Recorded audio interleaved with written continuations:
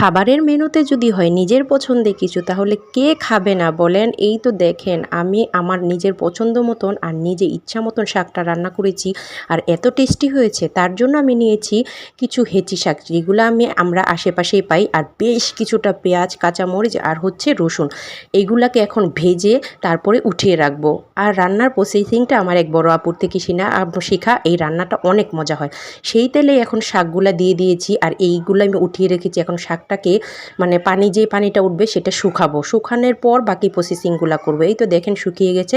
এখন মাঝখানে ছোট্ট একটা জায়গা করে এখানে আবার অল্প একটু তেল দিয়ে দিব, এর মধ্যে সেই ভেজে রাখা পেঁয়াজগুলা দিয়ে দিব, দিয়ে তারপরে একদম মানে মিক্সার করে নেব। এই রান্নাটা মানে আমি আগে কখনো ট্রাই করিনি, 2বার ট্রাই করেছি, অনেক টেস্টি হয়। আর সবচেয়ে বড় কথা, পেঁয়াজগুলা খুবই সুন্দর থাকে। আর যদি আমরা পানির মধ্যে দেই, তাহলে দেখা যায় শাকের এই কালারটা নষ্ট হয়ে যায়, পেঁয়াজের কালারটাও নষ্ট হয়ে যায়। তো রেসিপিটা কেমন লাগলো অবশ্যই জানাবেন। শাকটা কিন্তু হেভি হয়েছে।